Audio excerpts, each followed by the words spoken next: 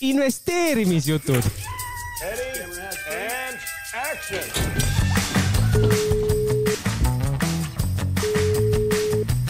Halloo, Pürs kuuleb. Tere, head investeerimisuudised. Te kuulate Eesti kõige praktilisemat investeerimisalast podcasti Investeerimisjutud.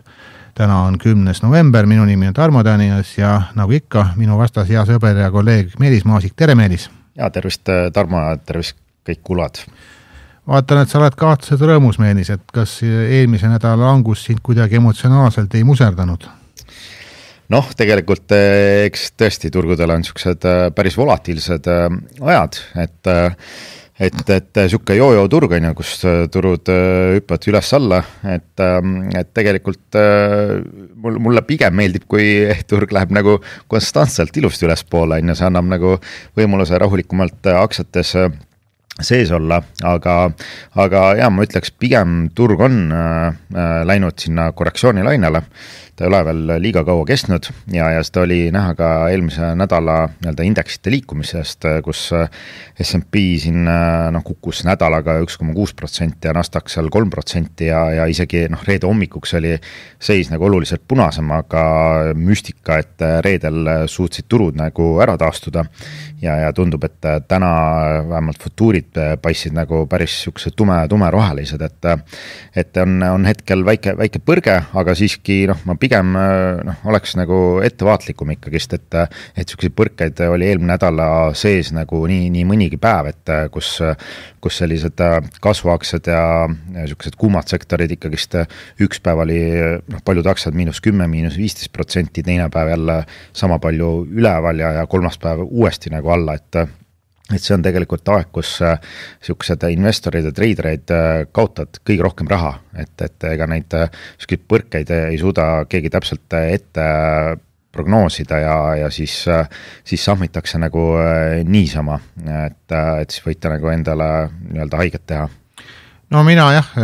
vaatasin neid pealkirju, mis meedias ikkagi on, et mäletad, Meelis, sina oled ka saatnud mulle ja me oleme teinud sinuga laive ka, et mäletan neid kaadreid, kus sa oled saatnud pilte, et kui maaklerid hoiavad 2 käega peast kinni, et siis on need parimad nagu ostukaad. Ma veel neid pilte ei näinud, aga mis ma nagu nägin, et mäletad, kui aprillis see suur langus oli, siis me rääkisime ka sellest hirmu ja ahnuse indeksist, et natuke imelik tundub mulle, et turud ei ole ju väga kukkunud, aga see hirmu ahnuse indeks on põhimõtteliselt ju peaaegu ekstreemse hirmu lähedal. Ja kusjuures, kui reedel turud avanesid, siis hirmu ahnuse indeks käiski isegi 18 punkti tasemel, mis on meenutame, et kevadel oli 3 on ju. Ja, et sellest 3 on veel puudu, korra oli siuke tunne küll, et kui täna nagu esmaspäev oleks jätkunud on ju see langus, et turud avanevad käpiga alla, et tõesti ma oleks ilmselt läinud sinna 10 punkti lähedale, et mis on nagu ekstreemselt hea ostukoht juba. aga tõesti turud tippudest, ma ei tea, kas Nasdaq korra vist käis seal -6, aga jälle taastus seal miinus paari protsendi peale, et kui tänaseid futuure nagu sisse hinnastada, et tippudest ei olegi nagu palju kukkunud, samas eelmine nädal ikkagist mingisugused siuksed suured big-tech aktsiad said ikka korralikult sisse, et näiteks Nvidia, ma vaatasin nädalaga 7% kukkus allapoole. Ja pane see nüüd absoluutnumbris turuväärtusest, palju see maksab. Oi, ma isegi praegu ei oska siin 100 miljardid. Ei kui ütleme niimoodi, et ka natuke üle 5 triljoni ja 10% oleks ju pool miljardit. Jah, et ühesõnaga 100 miljardit. Jah, 500 miljardit. Ja, et korralikud liikumised ja Microsoft samamoodi 4%. Ja mina nägin pealkirjad globaalsed aktsiaturud pluss krüptoturud kokku kaotsid nädalaga umbes 5 triljonit. Ja, et tõesti ärevad ajad, et kohati tundub, et see on ikkagi siuke hetkel veel tehniline korrektsioon, et mis võib-olla ongi tegelikult turul tervislik, et aeg-ajalt siuksed pullbackid tulevad ja tegelikult sellest sinna eelmise nädala kohe esmaspäeval olid artiklid ka juba Wall Street Journalis, et kus Goldman Sachs ja Morgan Stanley hoiatasid, et tulevase korrektsiooni eest, loomulikult seal räägiti või seal prognoositi, et et see tulevane korrektsioon võib tulla nii-öelda siin järgmise aasta jooksul on ju siuke 10–15%, et see on päris suur korrektsioon juba, et täna meil on ainult mõned protsendid on ju turg kukkunud, et aga kui turu peal nagu juba rääkima hakatakse korrektsiooni võimalusest, eks see korra nagu hirmutab turgu nagu ennast ka on ju, ja siis oligi näha siin eelmine nädal, et kuidas ikkagist müügilained tulid turgu ja mingid aktsiad ikkagist, siuksed kuumade sektorite aktsiad ikkagist väga paljud kukkusid 30, 20, 30, 40% isegi, et mis on nagu kõvasti üles läinud, aga eks seal nendes juttudes on nii-öelda tõepõhja all ka on ju, et kui sa vaatad siukest fundamentaalseid pooli turu nii-öelda kallidust, et siis täna S&P kaupleb seal 23-kordsel forward PE-l, et siis 5 aasta keskmine on seal 20 on ju, see on natuke ülehinnatud ja Nasdaq samamoodi, et kaupleb 28-kordsel forward PE-l, et kui me läheme sinna aastasse 2022, et see oli kõigest nagu 19 kordne forward PE, et mingil määral me oleme natuke stretched ja väga okei, kui see korrektsioon tulebki ja see võiks nagu ütleme niisugused 10% korrektsioon, ta võiks mingi 1,5 tegelikult kesta selliste põrgetega, et võib-olla täna see nädal me oleme põrkes ja üle järgmine nädal jälle tuleme allapoole, et me ei imestaks. Ma ei tea, kuidas sulle Meelis tundub, aga ütleme jah, et me oleme siin rääkinud, et alates aprillis seda suurt langust polegi nagu olnud on ju, nüüd oli siis halvim nädal alates aprillist ja me oleme palju rääkinud, et september ja oktoober on ajaloo kõige nõrgemad kuud olnud, see aasta see tees ei töötanud, äkki see on siis kuidagi nagu edasi nihkunud, et ma ei tea, talv nihkub iga aastaga kuidagi nagu edasi, et tuleb nagu hiljem on ju, äkki siis nihkuvad siin aktsiaturu langused ka natuke nagu edasi, aga kui ma nüüd vaatasin need põhjused on ju, miks siis nagu eelmine nädal nagu kukuti, siis ma ei tea, kuidas sulle tundub, aga hakati natuke võib-olla rohkem kahtlema nendest väärtuskordates, et neid on nii kõrgele tõusnud ja võib-olla kõige paremini ilmestasid siin mõnede suuremate tehnoloogiafirmade tulemused on ju, et ma kõik ei räägi ära, aga võib-olla Palantirist natuke räägin, et kui sa siin rääkisid nagu Nasdaqi hinnakasumi suhtest on ju seal 23, 24 on ju, siis Palantiril see jooksvalt on ju 700. Ütleme, siis osad on võrdlema hakanud, et nii kallis on ju, et ostan siis parem nagu Nvidia, et mis on enam-vähem 10 korda odavam, aga ikkagi nagu ju suhtarvud, et väga kallis. Ja kuni sinna välja, et siis seal USA-s ka tähtsate rahandustegelaste käest siis küsiti, et kuna see AI on ju nii suureks kasvanud võrredes sellega, mis ta oli juba aasta aega tagasi, aga samas oleme ikka ju suhteliselt nagu lapse kingades on ju, et alles nagu teekonna alguses ja siis on nagu küsimused sellised olnud, et kas AI on ka tulevikus siis selline süsteemselt oluline nagu majandusharu, et kui see ajal peaks mingi kriis tulema, et kas siis riik tuleb nagu appi mõnele nagu kehvemale ettevõttele, vastus oli, et ei tule appi, et nad peavad ise siis nagu hakkama saama ja siis võib-olla hakati natuke nagu kahtlema, et võib-olla mõned asjad ongi nagu liiga kallid ja igaks juhuks siis müüdi. Jah, ja muidugi selle, ütleme, hiile selle täppi pani Michael Burry, et sotsiaalmeedias on tuletan meelde, kellega on tegemist. Ja, et Michael Burry on siuke legendaarne investor, kes panustas siin 2007-2008 aasta kriisile. Kinnisvara langusele eeskätt on ju. Jah, kinnisvara pankade langusele ja sellest on ka film tehtud The Big Short on ju. Et see on alati see ajastamise küsimusega, ta ka ei ajastanud seal tipus, ta tegelikult oli väga pankroti äärel. Ta oli väga napilt, et oleks juba raha otsa saanud ennem kui kriis tuli on ju. Ja, et seekord läks õnneks, aga tegelikult Michael Burry on ikkagist meie saatesse ka aastas nagu mitu korda sattunud ja viimased aastad on kogu aeg mitte need vüüsised kahjuks on jah, et me oleme tast rääkinud, aga kõik need shortid või lühikeseks panustamised on minust lõppenud väga, väga valesti, et ta on kuidas nagu turu vastu raha jagub veel? Jah, ma ise imestan ka, et jah, minust viimane kord, kui me rääkisime, kui ta panustas semikonduktorite vastu ja see oli siuke ilus tõusutrend ja see ainult süvenes ees otsas Nvidia ja semikonduktori ETF-iga, et aga aga millele ta siis täna on panustanud, on see, et kõigepealt ta sotsiaalmeedias on ju saatis nagu niisuguse huvitava pildikese, kus ta seal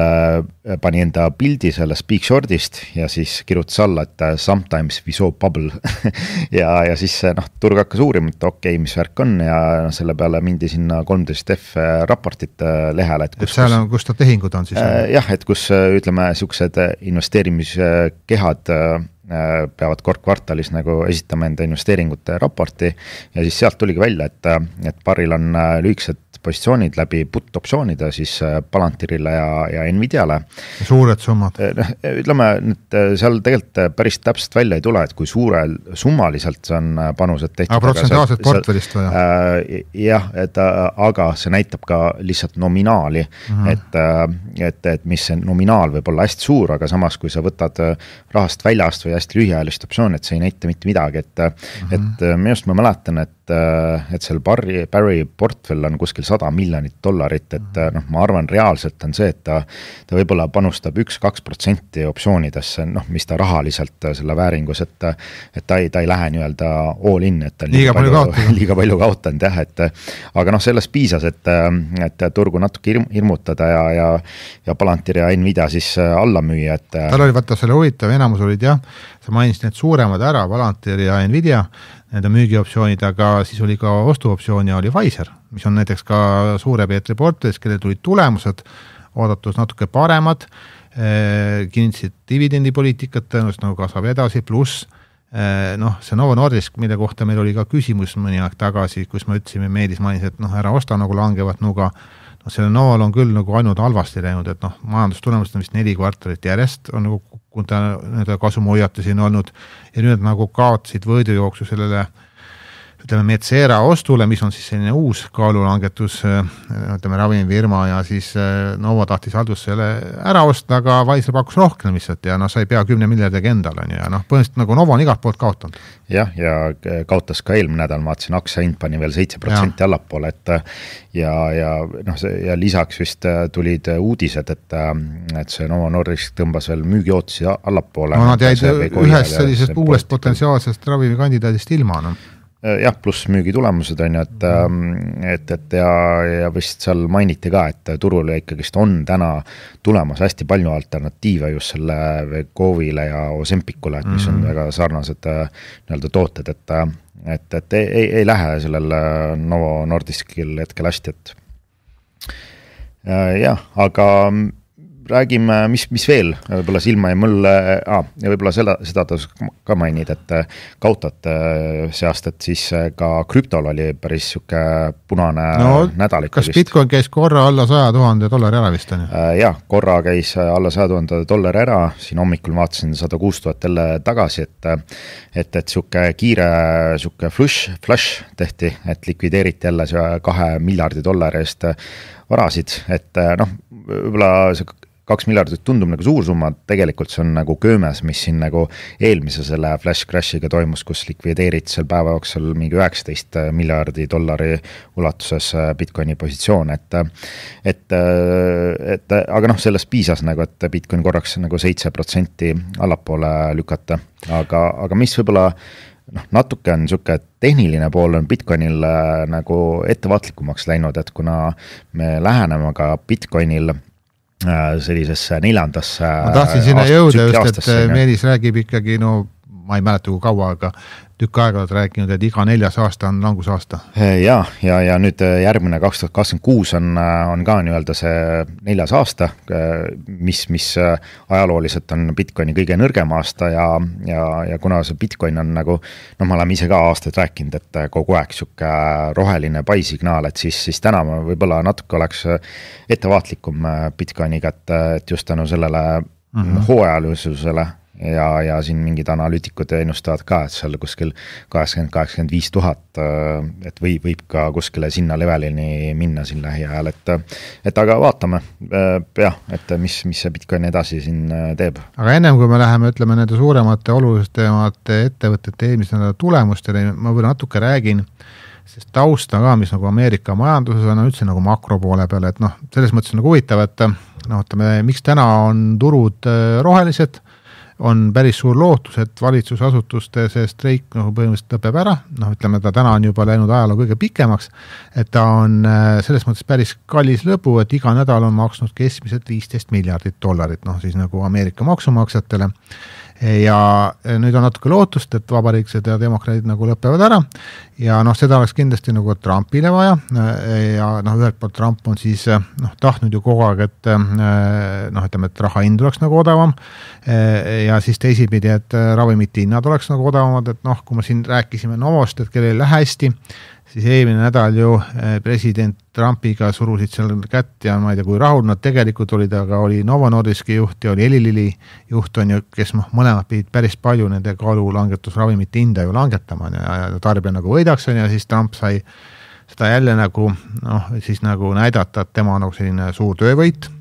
Aga no ütleme, mis taust on siis nagu eemal kuskil on siis see, et noh, on siin nagu võrreldud, ütleme, kinnisvaraturu puhul ka, noh, me näeme Eestis ka, et noh, kinnisvara on nagu järjest kallimaks läinud, võib-olla mitte võib-olla, aga kindlasti noortele järjest raskem nagu taskukohasena, noh, ütleme, eriti uued kinnisvarad asjad on ju, et siin 90. aastate alguses Ameerikas oli niimoodi, et noh, keskmine selline noh, uus kinnisvara, eeskätt on nagu mõeldud maja on ju Ameerikas, osteti siis perekond ostis, kui ütleme, nad olid seal 28 aastat umbes. Aga täna on niimoodi esimene selline kodu, maja ostetakse Ameerikas 40 aastat, kui inimesed on, et noh, kunagi pole see noh, nii kõrge nagu olnud, et see on kaks asja, et kinnisvara nagu kallis ja ütleme, keskmisena on Ameerikas nagu me räägime ka siin hästi palju rahatarkusest ja no Eestis on see nagu paremaks läinud, aga noh, kindlasti on nagu palju minna, aga keskmisel Ameerika perekonnal on niimoodi, et ütleme 2/3, iga ütleme siis 3 perest 2 on niimoodi, et kuu lõpus põhimõtteliselt ei ole mingit raha alles, et noh, elavad ka siis nagu palgast palgani ja kui siis see töökoht nagu ära kaob, noh siis ongi nagu mure on ju,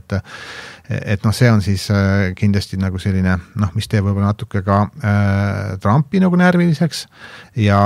noh, siis siin samal ajal ameeriklaste selline kindlustunde indeks on nagu langenud siin viimase 3 aasta kõige madalama tasemel ja no me oleme ka palju rääkinud, et vaata kui palju on Ameerika turud nagu tõusnud, aga kui sa oled selle 2/3 ameeriklaste hulgas, noh, kellel ei ole ju mingit aktsiat, noh, pole sellest ju mingit kasu saanud, on ju, et need rikkad on nagu kasu saanud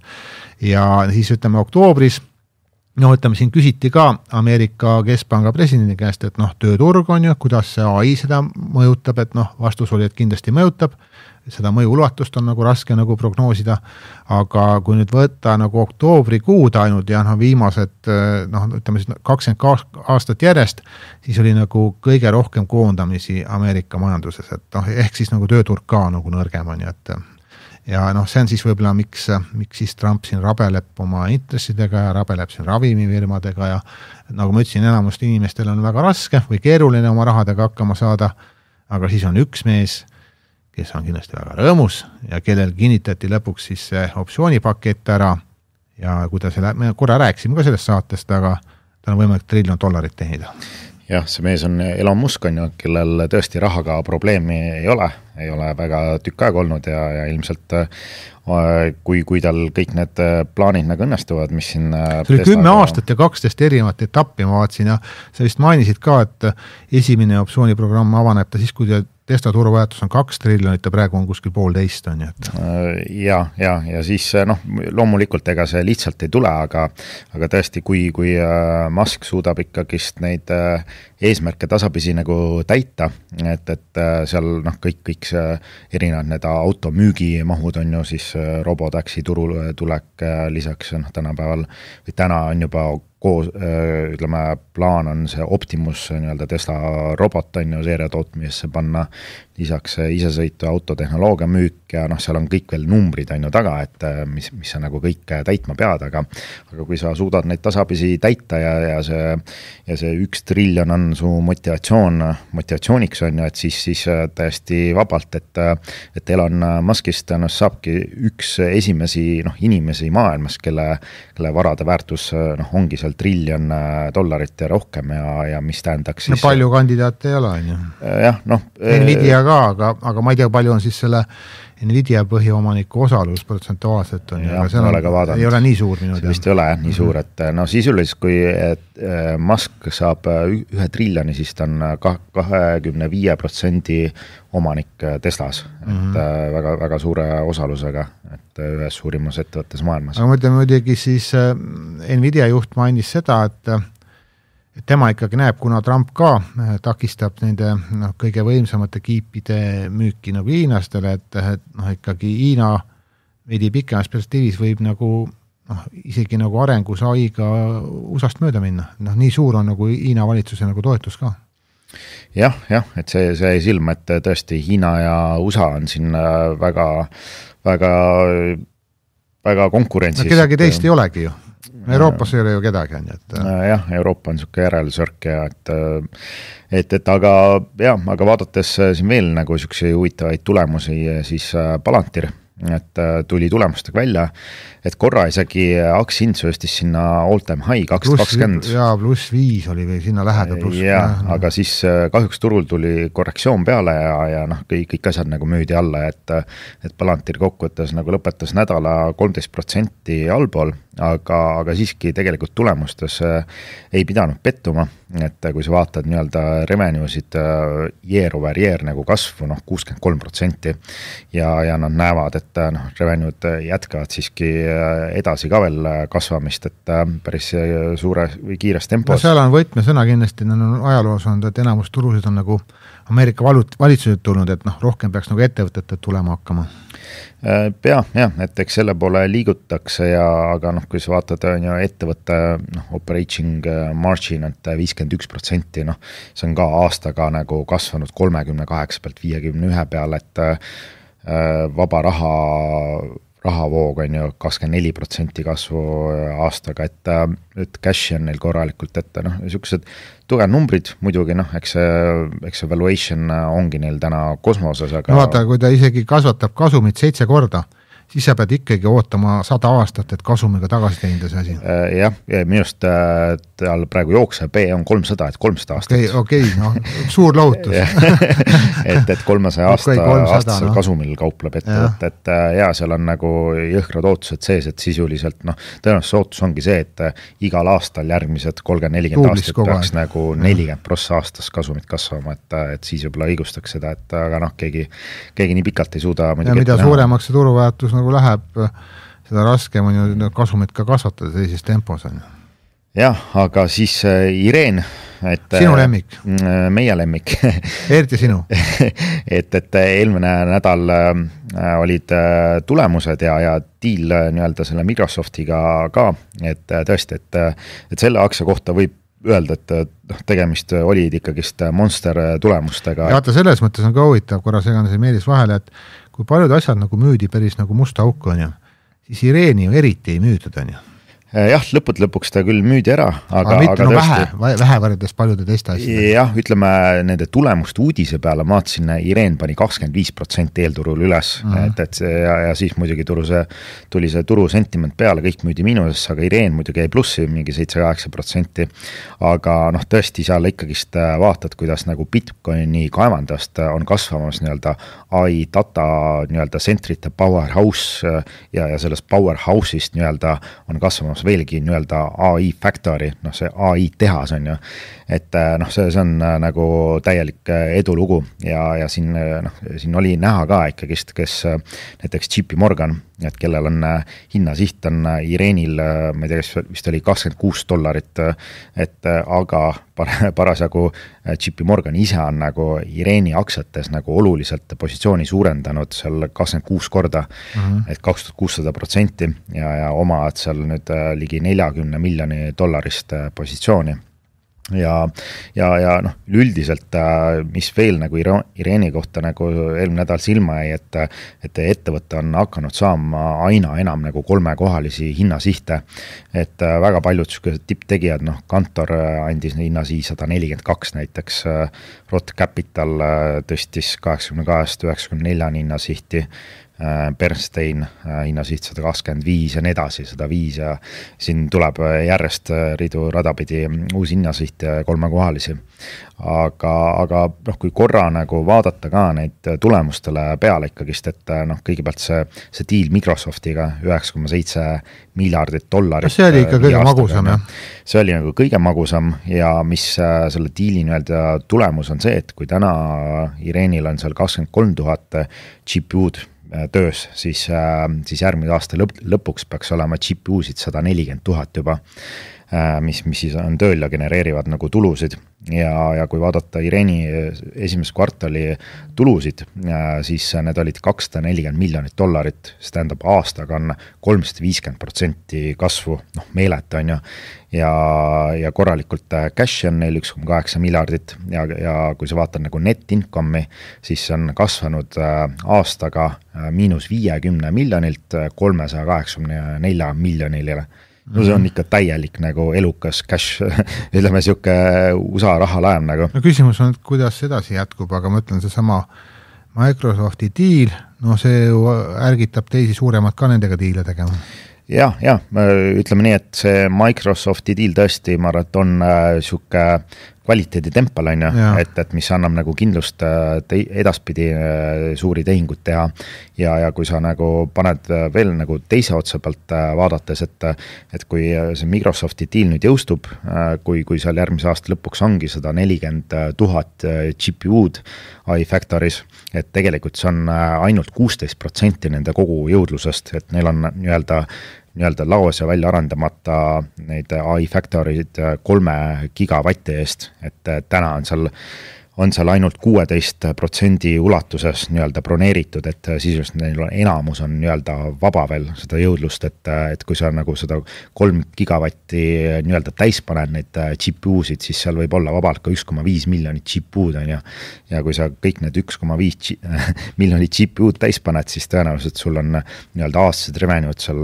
20-30 miljardit on et võite siis umbes arvutada, mis see valuation seal on, et kohati nagu, kui see kõik need asjad targetid paika panna, et siis mulle tundub, et see Ireni aktsiohind võiks olla ka 4-kohaline kunagi. Oi, meil läheb kosmosesse ära, aga no jah, välistada ma julgesin midagi, et Ameerikas on ka sellised toredad asjad nagu aktsiate splitid on ju, et ta võib olla ju niimoodi, et ühel hetkel on mis iganes 150 ja siis teeb 10-kordse spliti on jälle 15 on ja siis ta ju kasvab veel kiiremini, et on suhteliselt odavam osta on ju. Jah, loomulikult, eks seal on väga palju riske ka, et kas kunagi sinna 3 gigavatti peale jõutakse on ju, kõigepealt on see konkurents on ju, võib-olla siin elektrienergiaturul juhtub midagi, mis iganes. Kas juhtub vahepeal mõni suurem korrektsioon, see on ka ju võimalik on ju, mis võtab aega on ju. Või ennem lõhkebki kogu see mull on ju, et mis iganes, et loomulikult ega see tõus ei tule nagu nii-öelda stabiilselt ja sadamas istudes, see tuleb korraliku volatiilsusega ja võib-olla isegi täna vabalt me oleme sellises perioodis, kus need datacentrid nii-öelda paar kuud ei liigugi, tõmblevad edasi-tagasi kõrge volaga, vahepeal allapoole sööstud ja kuni turg nii-öelda ehitab uue nii-öelda setup ja on valmis edasi liikuma. Kui mahud kasvavad, ärimahud kasvavad. Et see sentiment tuleb taha ja siis me teeme uued tipud, et sinna täiesti võimalik, et võibki nagu omajagu nüüd aega minna, et vahepeal raha eelistab mingi teisi sektoreid et hoiame radaril, et selles mõttes me ütleme, Irene on niisugune suure Peetri conviction play. Me sinna jõuame, ma räägin, see on ka väiksel Peetri väike optsioon on seal sees Ireeniga, nii et ta jälgis ja natuke kademeel oli, mida suurem vend teeb ja siis ta ostis ka, aga ühest aktsiast ma tahaks sinuga veel meeles rääkida, et kui ütleme järgmine kolmapäev, tuleb siis popcorni valida Nvidia tulemused on ju, et see on nagu mitte nüüd nädala hetke, aga kuu hetk kindlasti on ju,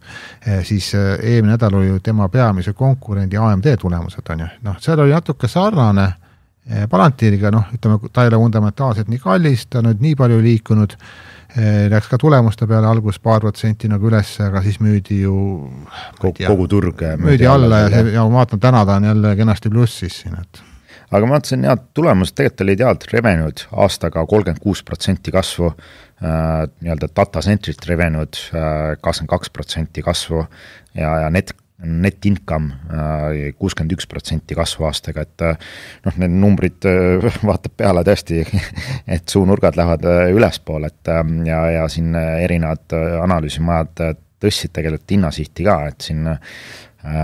Trust Securities tõstis hinnasihi 273 peale. Isegi peale seda nüüd langust natukene, ta on aasta alguses 93% plussis. Jah, eks ma arvan, et kõikidel nendel kiibi ettevõtetel on ikkagist taganttuul, et seal on nagu, ütleme seda põldu on külvelt seda turgu, et kus kasvu otsida. Aga üks päris korralik diil muidugi tuli Amazonilt ka,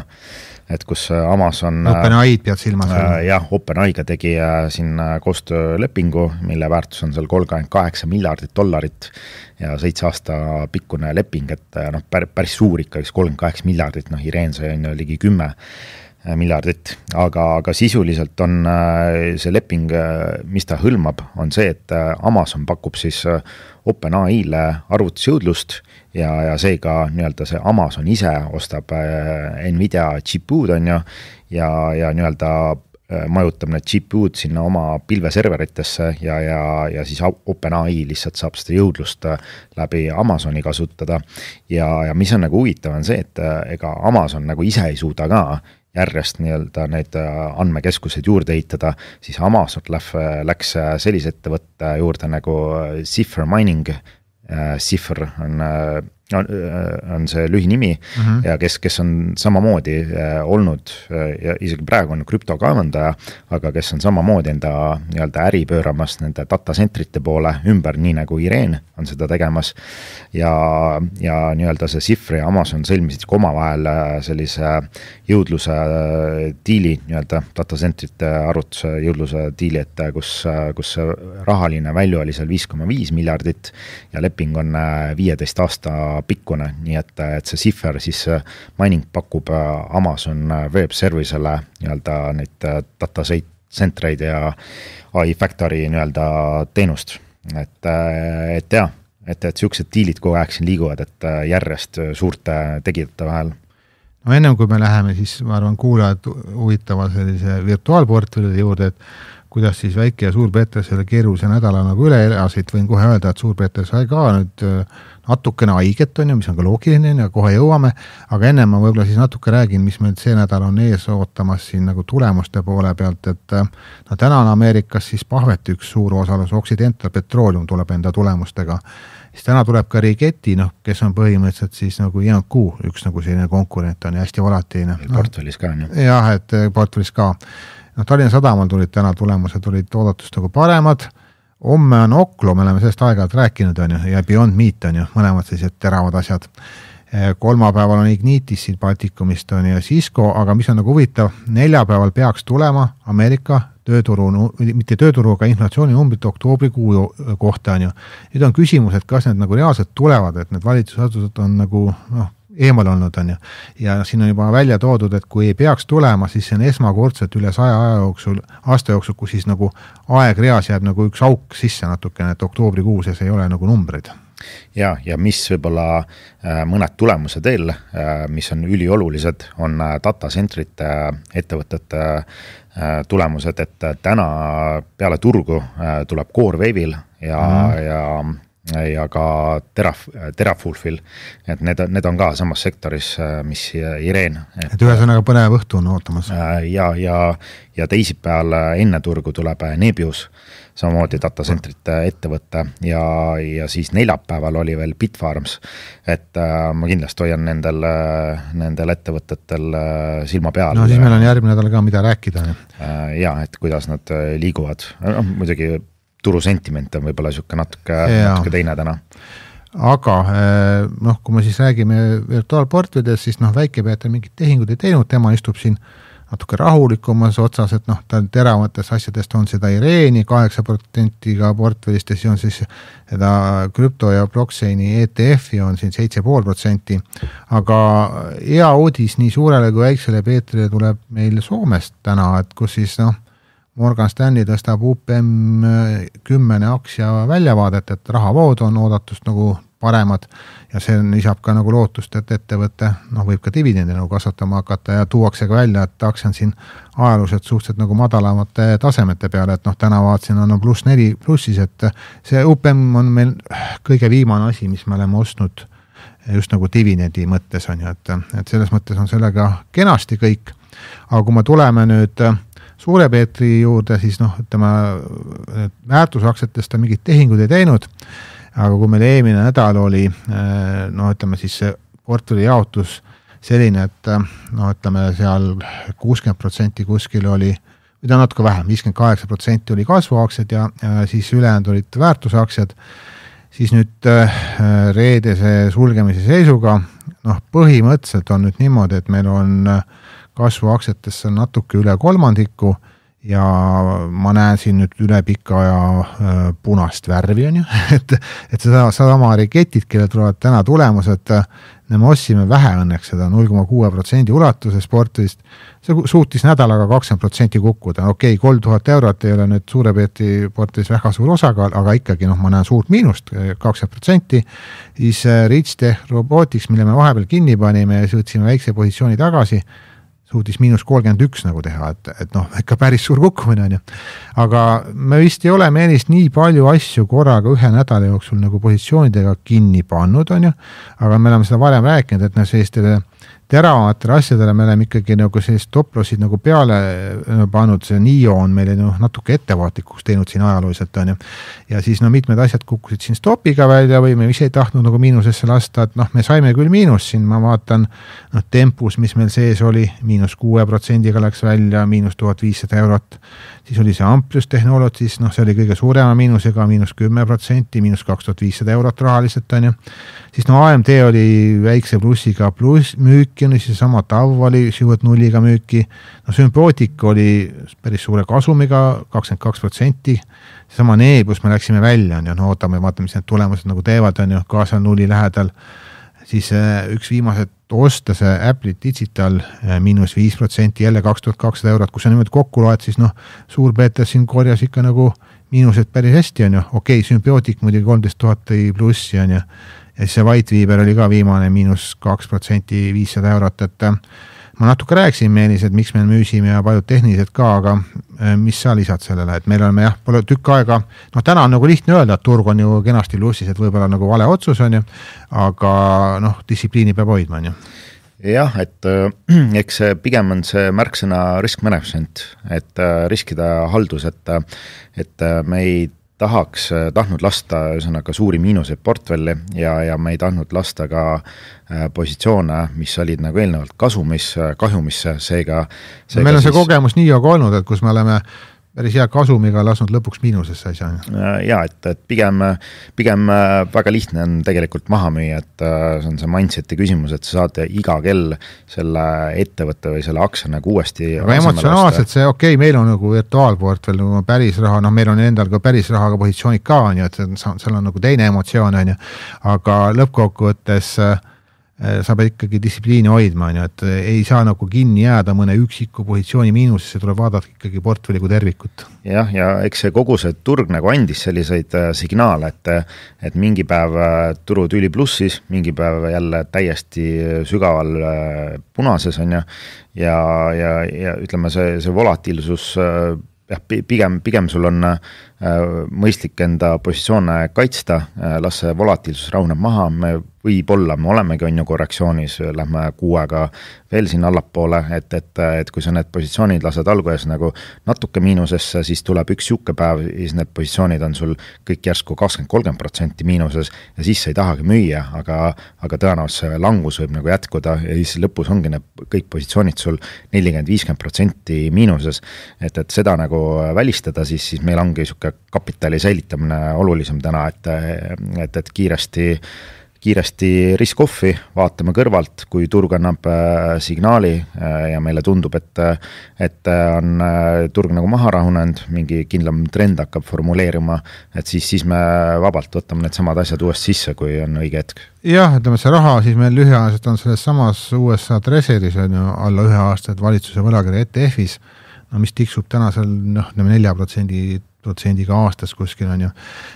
Ja teda on natuke rohkem kui veerand kogu portfellist, meil pole tükk aega nii palju rahas olnud ja rahaliselt seda on umbes 360 000 euro eest. Jah, meil nüüd on raha, et isegi päris mõnus tunne, et ütleme vahepeal võib-olla see turg ongi hea portfelli puhastaja, et ta nii-öelda puhastab sul portfelli ära mingitest nimedest, mis võib-olla sul ei ole nagu nii heal ajal ajastusega nagu ostetud, on ju, et see ei lase nagu suurde miinusesse ja siis saad nagu uuelt lehelt pihta alustada. Ja meil ikkagist suured positsioonid on päris palju nagu kasvuasju on alles, kõik need Irenede akstid. Ja meil on kolmandikka Nasdaqi indeksis alles ja pool ka SP500 alles, mida me ostsime aprillis absoluutsest põhjast on.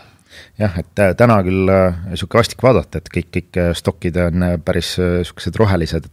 Ei täna küll, aga ma ütlen, me ei saa nagu, me suudame Meelis koos sellest üle olla, usu mind. Jah, ei kindlasti, et kindlasti see nädal, ma arvan, et see volatiilsus jätkub, et see ei pruugi siin ühe päevaga nagu ära lõppeda. Ja kuna ütleme aasta algusest on nii paganama hästi ka läinud olnud, ega siis ei pea igat viimast senti rongi eest nagu ära korjama, et tulebki natuke vaadata. Jah, et saab varem äkki jõulupuhkusele minna. Jah, et ma ei teagi, vaata kunagi 1. aprilli tegime saate, et ossime siin autosid ja asju, ma ei teagi, mis nendest saanud on, äkki peaks vaatama minema. Mis siin vaadata, et Suure Peetril on nii hästi läinud, et tuleb sammud veho poole sättida ja mingisuguse AMG 63 mudeliselt ära võtta lihtsalt. Okei, aga läheme nüüd kuulajate küsimuste juurde ka, et muinasjutu maailmas päris ellu nagu tagasi on, et Christopher, tema on selline tore noormees, kes on tegelikult meil ka nii-öelda käinud töövarjuna meil siin ja podcastis ka on ja ta küsib sellist huvitavat küsimust, Meelis sinu ühe, ma arvan, lemmik teema juures, ikka need andmekeskused, et temale on jäänud siis silma sellised 2 ettevõtet lühenditega ALAB ja RMBC või BS siis on ju, et ja küsib, kas need on ka meie radaril olnud, et minu radaril ei ole olnud, aga ma ei tea, Meelis, sina jälgid vist kogu sektorit. Jah, see Astera Labs, jah, ta on ka siuke väga õiges sektoris, ma ütleks, et millel on head kasvu väljavaated, et ongi seal nagu cloud ja AI infrastruktuuri ettevõte, et mis on kõik seal kuumas sektoris sees, et ma arvan, et see on väga huvitav ettevõte, millel samuti sa pead sisenemist nagu valima, et mingil hetkel ta kindlasti teeb sükese hea comebacki peale sükest korrektsiooni, et kõik ettevõtted on siin pihta saanud selle viimaste nädalate korrektsiooniga. Aga see Rambus, seda ma ei ole eriti vaadanud, see on mingi selline semikonduktorite ettevõte, et aga vaadates numbreid korra seal sisse, et siis potentsiaal ilusaks tõusuks on täitsa olemas, et numbrid tundusid täitsa ilusad. No me oleme varem ka siin täname muidugi kõiki, kes meile kirjutavad tagasisidet annavad, aga Hannes on ka kirjutanud möödunud nädalal ikka, ma arvan meile läbi aegade ühe vägema kirja, et ma seda nüüd kõiki ette ei loe, aga ta mainib, et on meie iganädala kuulaja, et peab meie saadet ainsaks sisukaks investeerimisteemaliseks saateks meie koduvabariigis ja tänab nupukate ideede ja toredate kommentaaride eest ja soovib edu edaspidiseks, aga ta küsib ka, natuke nagu haakub eelmise teemaga, et kuna me oleme siin Skandinaavias ka nagu rääkinud, ja et kas Skandinaavias võiks ka nagu olla elektritoottimise ja ülekanduvõrkudega seotud varasid, mida siis see Big Tech võib nagu ihaldama hakata, kui ütleme, et selleks, et AI revolutsioon ei peatuks, et ma tean, Soomes juba ju need suured tehnoloogiafirmad juba osalusi võtavad, kuna need on seal mida osalusi, aga ütleme äris nagu põhimõtteliselt teevad nendega koostööd, et võib-olla kunagi ka osalusi me nägime, et Nokias võeti ju osalus, ütleme siin Nvidia poolt on ju, aga et ma ei tea, kas Meelis sul on kedagi silma hakanud, aga miks mitte, kas või see sama Vortu või mingid asjad ühel hetkel, kõik, mis on elektriga seotud, on huvitav on ju? Jah, ma ausalt ma Skandinaaviat liiga palju ei ole jälginud, aga ma arvan, et seal Nokial tasuks Nokia silma Ericsson ka võib-olla. Et Nokial on otse diil Nvidiaga ja tõenäoliselt seal nähakse mingit head potentsiaal, et võib-olla aktsia täna on natuke ikkagist liiga kiire tõusu teinud. Ta pani siin 40% lühikese ajaga. Jah, et paari kuu jooksul võib nagu radarile uuesti sattuda, et andke natuke aega. Ma arvan, et seal see aktsia hind võib imesid teha. Ja siis Raul ka tänab siin podcasti eest ja tal on ütleme siis 2 küsimust, et esimene puudutab siis jälle Meelist natukene, et kuna me oleme siin 2 aastat teinud ka juuni keskel siis hooaja viimase sellise live-esitluse, siis me oleme seal rääkinud ka raamatutest ja mida võiks nagu algaja investor nagu lugeda ja ta küsibki, et kuna sa oled sellest tehnilise analüüsi poolest päris palju nagu rääkinud, et kas sa Meelis mäletad, et mis raamatud võiks nagu lugeda või kui sina alustasid, et mis kirjandus sa nagu oled nagu lugenud ise? Jah, eks see tehniline analüüs, ma kohe peast ei oskagi siin midagi välja tuua, aga suures pildis tegelikult see tehniline analüüs liiga palju erineda ei saa, et ei ole vahet, millist tehnilise analüüsi õpikut sa loed või vaatad, et need mustrid on üsna samad, et võib-olla tähtis on lihtsalt see,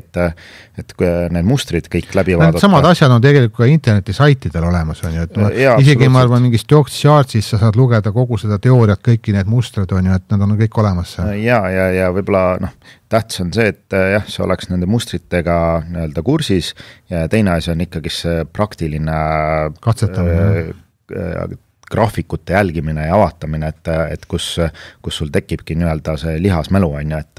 et kui sa vaatad nagu 100 korda sarnaseid mustrid, et mingil hetkel sa hakkad neid nagu ära tundma. Ma ei tea, kas seda ohtu ei ole Meelis, et käid ja siis on ma ei tea, taevas on vikerkaar ja sa näed seal mingid vastupanu või toetustasemed. Ja, absoluutselt. Ma näen unes, et kuidas ma surfan siin 10 ja 20 libiseva peal ülespoole ainult. Et näedki ainult mustad igal pool. Ja, kõik need vastupanutasemad ja väga tihti need sinised taevad on ikka lemmikud. Okei, naljaks, aga Raulil on siis nagu teine küsimuse pool ka, et Raul ka teab, et Leedus on siis pensionireform käimas ja ta uurib siis, mis mõju võiks see siis kohalikule Baltikumi turule tekitada ja siis küsib natuke ka, mis on meie arvamus nagu Artea pangast, et kas on potentsiaali investoril, me ise ei ole see niimoodi nagu uurinud, investor Toomas enda portfelli Arteat nagu ostis, minu teada ka just tänu sellele Leedu pensionireformile, tõesti, kui meil siin Eestis oli pensionireform, päris palju raha läks nagu välja, kahjuks osa läks nagu otse poodi, kuulutati nagu ära,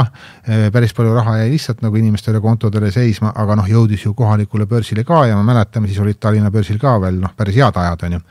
Leedukad, nii palju kui mina nendega ka koos töötan, nad on inimesena natuke teistsugused, nad on investorina natukene teistsugused. Kui Eesti investor vaatab, ma arvan ka siin viimasel ajal pigem nagu USA poole ja siis nagu ka Skandinaavia poole peale ja siis lisaks kodutulu. Aga Leedukad, minu kogemus põhjal vaatavad rohkem Saksamaa poole näiteks, et äkki välisaktsiatest läheb nagu sinna ja Leedukatele meeldib väga palju ka võlakirjad, ajaloolistel põhjustel, oma riigi võlakirjad ja paljud asjad, et ühelt poolt Leedus on küll seda raha nagu rohkem, aga ma nüüd tänase info põhjal nüüd nii suurt mõju nagu ei näe, et meil siin nagu Eestis oli, aga kindlasti on, et osa raha, kui ta siis nagu väljub ja kui ta tuleb nagu Baltikumi, siis mina arvan, et siis võiks pigem ikkagi vaadata, ütleme siis Baltikumi suuremad nimesid on ju, et tavaliselt läheb raha sinna rohkem on ju. Aga võib-olla siis sellega siis tõmbaks tänaseks otsad kokku. Teiega olid Tarmo Taninas ja Meelis Maasik ja kuulmiseni siis uuel nädalal. Ja kuulmiseni. Hallo.